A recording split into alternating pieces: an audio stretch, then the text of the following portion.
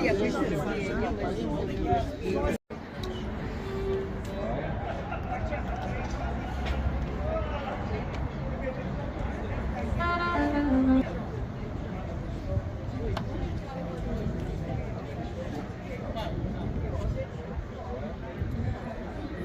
galbūt keliais sakiniais apie asmenybę ir reikšmę Kaunui. Taip, Kauno žydų bendruomenė labai daug daro atminimo gelbėtojams, bet menininkas, kaip žmonas Bajeris, tai iš tikrųjų trūksta. Tai todėl mes manom, kad tą spragą reiktų galbūt pataisyti ir žmogus, kuris Bajeris, tai yra žmogus, kuris buvo kaip ir fotografijos asociacijos vadas, jis įkūrė šitą ir jisai garsino ne tik Kauną, Lietuvą, bet ir Lietuvą visam pasauliu. Gyvena pas Bajeris, todėl kad jie gyveno Kaune. Bajeris žmona dirbo akušere Kauno žydų ligoninėje. Jie vaikų neturėjo. Mano tėvas po karo užrašė Lietuvošiams, kad jį žuvo 40 metais Kauno ligoninėje. O Bajeris, aš apie jį tik žinojau, kad jisai buvo fotožurnalistas ir fotografas, kad turėjo fotografijų laisvės alėją, bet aš nežinojau, kad jis buvo toks žymus. Kadangi aš buvau Mindaugo Kaminsko ir ten buvo 19 kartų minėtas Šimūnas Bajeris, kaip steigėjas Lietuvos profesionalių fotografų asociacijos. Alfonsas Smetonas padėkojo jam už savo fotografiją. Jisai siuntė savo fotografijas iš giminių Izraelio, jų fotografijų. O mano tėvas neturėjo, nes mano tėvas grįžo iš Karo ir atėjo į namus. Tie žmonės, kurie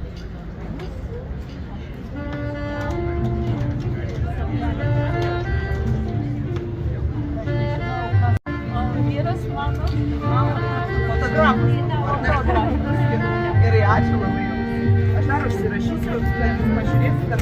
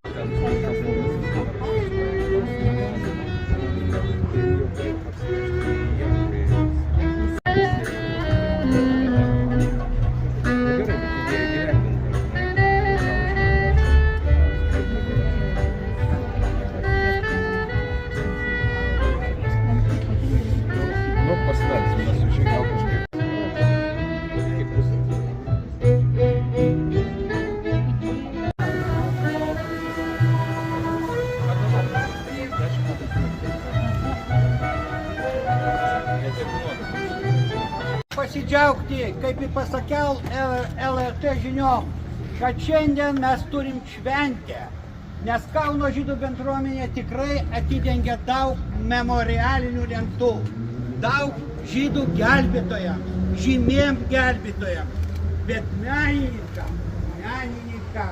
Ir kaip pasakė Gintaras Česonis, fotomenininkų studijos, reiškia, įkūrėjas ir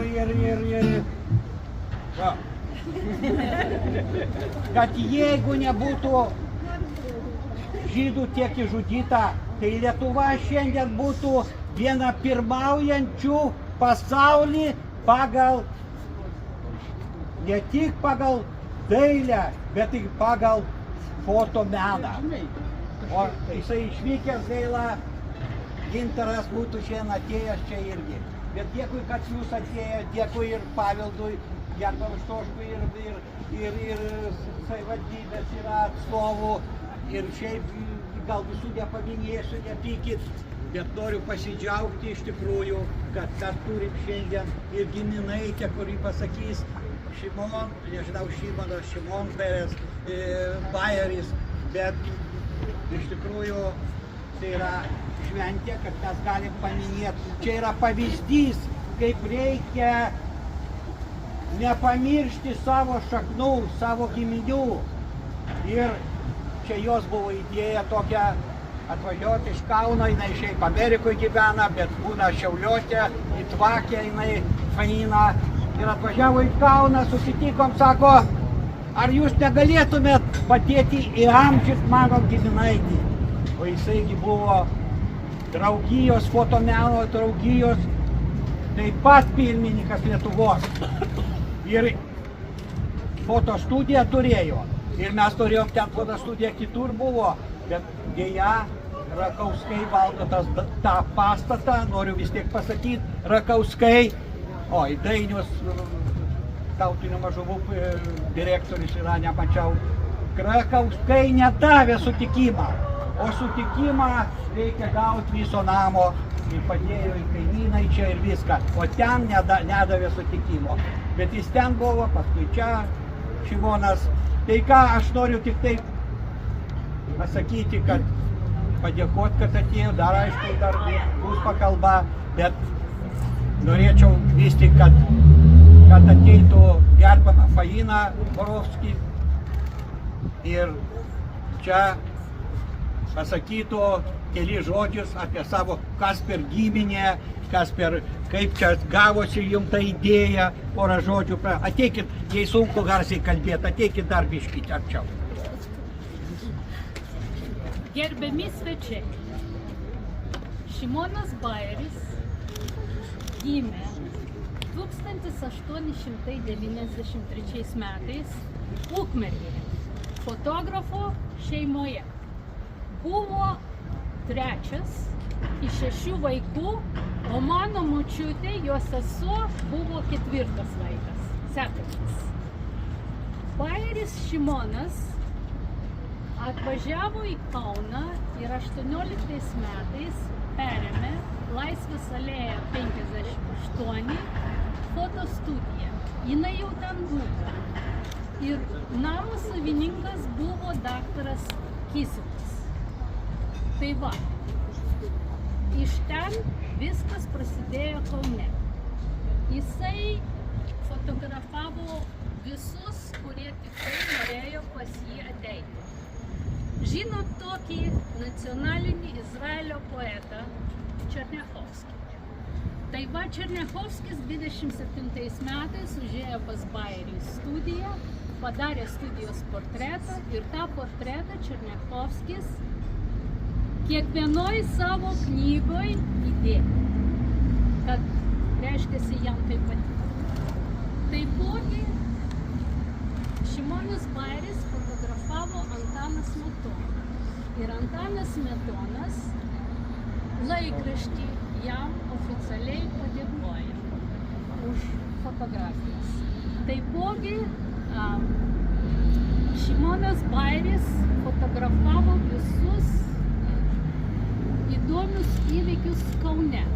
Kai statė naują pastatą Laisvės alėjoje, tai jisai nusiuntė į žydišką laikraštį New York'e, Forwards, ir jie atspausdino. Ir kai aš pradėjau rinkti informaciją apie Šimoną Bajerį, mano dėdę, aš nežinojau, kad jisai buvo toks žymus Kaune, kad visi Kaune, kurie norėjo portreto, o įamžinti kokį nors ypatingą įvykį, eidavo pas jį arba kviesdavo. Jis netgi darė fotografijas. Kaune buvo filmų studija ir jie darė žydišką filmą. Ir pakvietė bajerį paveiksluoti, kaip jie daro tas vilnius. Vienu žodžiu, daug visko jisai buvo padaręs, o ypatingai, kas buvo, kad ta Lietuvos profesionalių fotografų sąjungos asociacija rinkdavosi jo studijai Laisvės alėjoj 58. Tai visi ten susirinkdavo ir aptardavo ir yra minutės iš tų posėdžių archyvas. Taip, kad man buvo labai įdomu jas paskaityti. Viso šito aš nežinojau. Ir mano ieškojimas prasidėjo nuo Mindaugo Kaminsko darbo ir kai aš jį paskaičiau, ten bajeris buvo minėtas 19 kartų.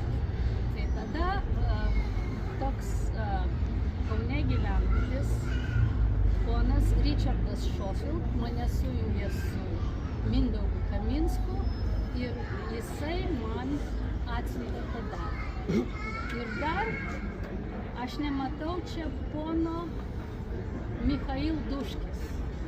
O Duškis man nurodė, kur reikia ieškoti, kokius archyvus nueiti ir viską susižinoti apie bajerį.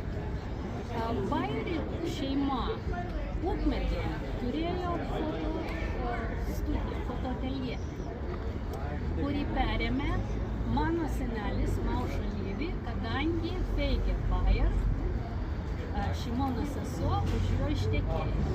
Ir nuo 18 metų iš pradžių buvo Bajer ir Lyvi Ukmergėje, o paskui pasidarė Maušo Lyvi fotografija Ukmergėje. Ir dar noriu paminėti, kad nuo rytoj Ukmergės kraštotyros muziejui prasideda Maušo Lyvi ir Šimon Bajer fotografijų paroda ir bus iki rugsėjo 11. Tai va. Nu, o dabar... Aš norėčiau dar, jūs pasakėte apie parodą, aš norėčiau priminti, kad jūsų iniciatyva buvo jo paroda Maironio muziejui. Labai puikiai paroda, aš pats buvau ir buvo Amerikos ambasadorius atėjęs ir dabar perduoda Izraelio ambasadą, perduoda mums visiems linkėjimų, Lietuvos žydų bendruomenės vadovai. Tai aš tik prisiminiau apie tą parodą, puikią parodą, kuri buvo Maironio muziejui. Tai dabar jinai keliauja, ta paroda. Tai va, vienintelis dalykas, kas išliko iš mano senelės, iš Šimono Bajerio, tai fotografijos. Tai čia yra mūsų bendras palikimas, nes žmonės pasižiūri tas fotografijas, lietuviai ir žydai ir lenkai ir kokie tik tai yra ir sako, o čia mano močiutė, čia mano senelis, čia mokykla, kur mokėsi mano tėvai ir atsistato mūsų kolektyvinė atmintis, kaip žmonės gyveno prieš antrą pasaulinį karą. Ir dar norėčiau priminti, kad kaip ir pasakiau, kai jūs sakėt Laisvės alėjai 58, ten kur buvo, jūs žinot, orbita, kas prisimena ankstesnius laikus, tas namas, kur sakau dabar valdo, Rakauskų šeima. Ir mes kelis mėnesius su jais vedėm derybas, bet jie nedavė leidimo pakabinti lentą ir paskui pas mus yra bendruomeniai gidė ir archyvarė, jeigu taip galim pasakyti, Marija Niščik. Kur jinai yra Marija? Va Marija. Marija labai mėgsta, jeigu taip pasakyti, knaisioti archyvose. Ir jinai atrado, kad po to, kai jisai buvo ten, jis grįžo ten. Jis grįžo čia. Ir ačiū labai Marija, kad jūs šitą, jeigu ne jūs, tai mes negalėtume įgyvendinti šito projekto. Tai mes tikrai dėkingi Marijai, kuri taip daug darbo įdėjo ir atrado, ir dar atras nemažai ir jau atrado. Ir jinai mums duoda mintį ir mums tik tai lieka juodą darbą padaryti. O čia ne tai, kad nepamiršo ir taip įamžint. O kas įamžino, tai kągi, galbūt irgi pasakys keli žodžius, bet gal mes atidengsim talentą, kad įamžintojas galėtų papasakoti truputį, kaip jam ten sekėsi su talentą. Taip, atidengsim.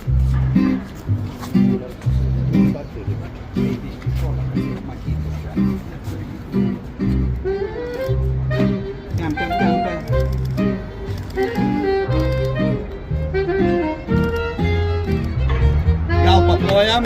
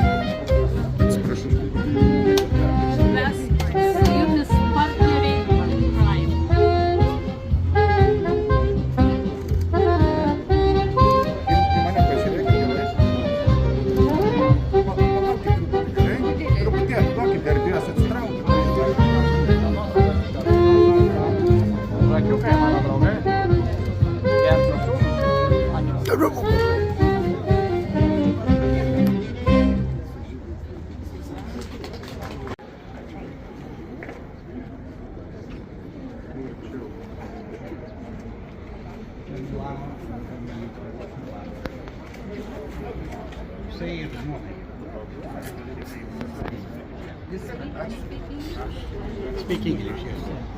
Okay, I'll talk to you later. And your Mona?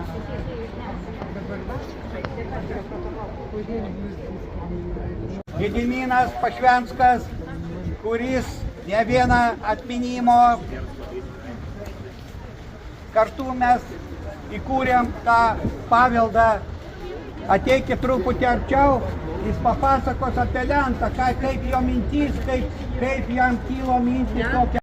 Tai jau kadangi Šimonas Bairis buvo fotografas, tai čia jau neatsiejama dalis būtų kažką su fotografija, su fotoaparatu ir va būtent čia ir yra to laikmečio daugmaž fotoaparato objektyvo detalė, tas priekis. Tai tiesiog pažiūrėjau, kad jisai tikrai labai, manau, tiktų būtent atminimo lentai tai formai. Ir pasitarimas su Gersu, su giminaičiais ir šitą sprendimą priėmėme tiesiog. Tai čia labai kažko nėra daug ir pasakoti, čia akivaizdu yra, bet kitą kartą tie tokie dalykai, kurių nieko tai nepridės netimsi, fotoaparatas ir viskas. Tai va turbūt čia buvo tas atvejis. Tų laikų fotoobjektyvas, įsivaizduojat, padaryti, sugalvoti tokį dalyką ir šaunuolis jisai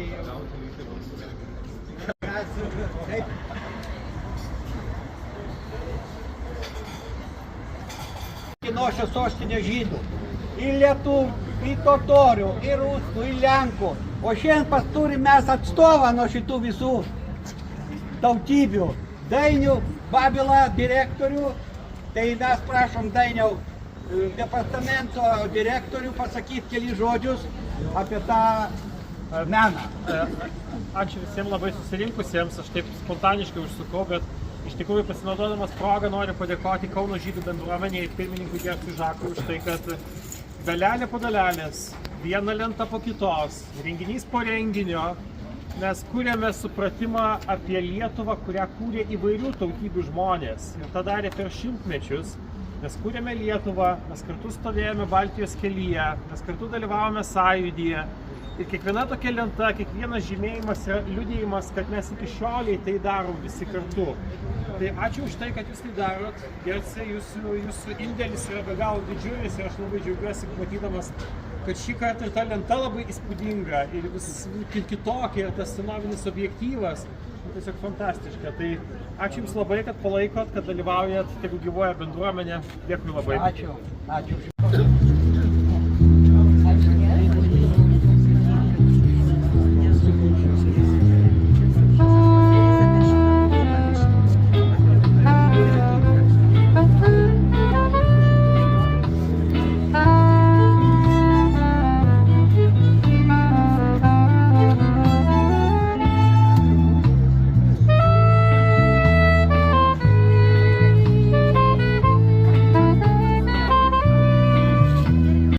Prezidento giminaitė. Sigutė Smetonaitė. Paplojam jai. Ir žydų gelbėtojų Marijos Adyšį. Aš žinau, jinai gydė, jinai Fasadą ir pakeitė išplanavimą ir tam padarė viešbutį. Ir tas tiesiog išnyko. Ta sena fotoateljė, jinai tiesiog išnyko. Ir štai bairiai, nes bairis gyveno su žmona Feiga Reisel, kurią šeimoje vadino Ragė, jeigu aš neklystu. Jinai dirbo, jinai buvo akušerė ir dirbo žydų ligoninėje. Ir jie surado čia labai cukrų butelį. Ir tas būtent buvo šitame name, kurį mes dabar matom. Vaistas kareivinė A, dabar 37A. O tada tai buvo 47 visas šitas sklypas buvo 40. Ir tai buvo kažkada pasaulyje. Ir po jo mirties teko jo dukterį, kuri mokėjo labai nedaug ir paskui netgi buvo sumažinta nuomonė. Gyveno labai kukliai, tai buvo antrame aukšte 2 kambarių butas. Ir apačioje pirmame aukšte buvo nedidelė fotostudija. Ir žmonės tiesiog per šitas takus, per šitą takuvartį vaikščiojo, pasėdės į seansus, į foto seansus. Ir taip jie čia gyveno iki pat okupacijos. Taigi čia ir gyveno daug ilgiau negu ten. Ir dėl to aš manau, kad šita vieta tiesiog yra daug svarbesnė ir daug priimtinesnė negu ten, kur buvo visokių sunkumų. Ir su kucinais buvo nekokie santykiai, ypač jau kaip senesis, kad sūnus mirė, tai jau paskui jau buvo visai nekokie santykiai su jo žentu. Tai va. O čia yra visai kita atmosfera buvo. Namas šitas, jeigu jūs norėsit įeiti ir pasižiūrėti, kaip atrodo, tai jis buvo pastatytas 1911 metais. Jis gyveno. Pečiai buvo iškirtam, kad apšildyti. O čia, žinoma, yra visai kitas dalykas, čia frontinis namas. Dievui! Rytas! Ir labai nori memorialinės mokyklos. Ir kas su ta Rytui. Nes man kaip namų ir architektūros istorikai ypatingai yra svarbu